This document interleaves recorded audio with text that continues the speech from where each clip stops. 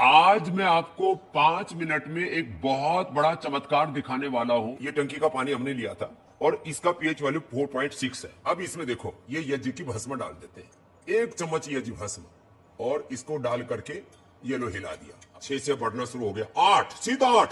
और कितने सेकंड हुए? 9। तो भैया देखा, अब रामदेव अग्निहोत्री साइंटिस्ट बन चुके हैं और अब की बार इन्होंने ऐसा भस्म पाउडर तैयार किया है जिससे पानी सेकंडों में बिस्लेरी की तरह शुद्ध हो जाता है।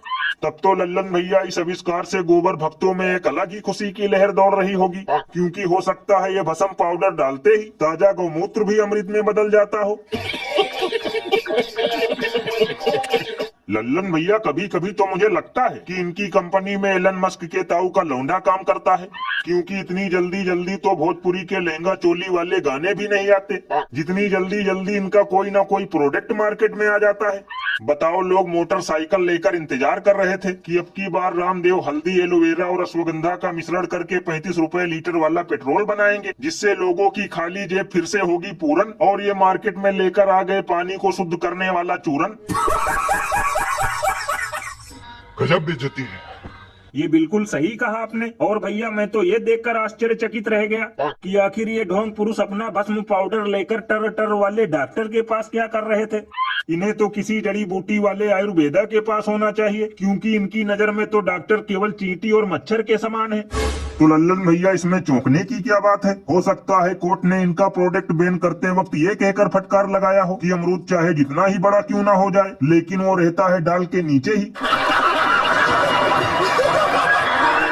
और अभी तो रुको, क्लाइमैक्स अभी बाकी है। खबर इस वक्त प्रधानमंत्री नरेंद्र मोदी फिल्म साबरमती रिपोर्ट देखेंगे और आज शाम 4 बजे प्रधानमंत्री द मूवी साबरमती रिपोर्ट देखने वाले हैं संसद के बाल योगी ऑडिटोरियम में।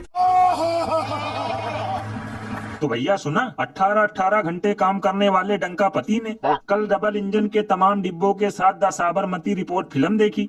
तब तो लल्लन भैया, ये फिल्म हम लोगों को जीएसटी वाला पराठा खाकर देखना चाहिए, क्योंकि हो सकता है इससे ही गैस सिलेंडर के दामों में रुपए की तरह गिरावट आ जाए, 2 करोड़ हवाई चप्पल वाले नौकरी पा जाएं और सबके खाते में 15-15 लाख आ जाएं। अरे बाप रे, ये तो धोती खोल रहा है। लल्लन भैया, कभी कभी तो मैं सोचता हूँ कि कहीं सोने की चिड़िया वाला भारत युगांडा न बन जाए, क्योंकि बताओ 1.5 सालों से मणिपुर जल रहा है, वहाँ जाने के लिए टाइम नहीं। बेरोजगार भंडारे से ज्यादा सड़कों पे लाठी डंडे खा रहा है, इनके लिए टाइम नहीं।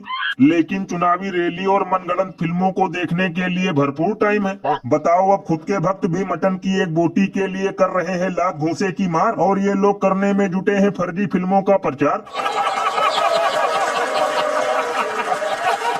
ये बिल्कुल सही कहा आपने। वैसे भैया, ये नजारा देखकर तो कंगना के सर पर दुखों का पहाड़ नहीं सीधे पर्वत टूट रहा होगा, क्योंकि बताओ, सुबह शाम गुणगान करने के बावजूद भी इनकी इमरजेंसी कई महीनों से आपातकाल में फंसी पड़ी है, और मोदी जी साबरमती एक्सप्रेस को हरी झंडी दिखा रहे हैं। लल्लन भैया, इसीलिए तो लोग घनघोर बेइज्जती करते हुए ये कहते हैं कि अपनों पे सितम, गैरों पे रहम, यही करती है पार्टी चाय गरम।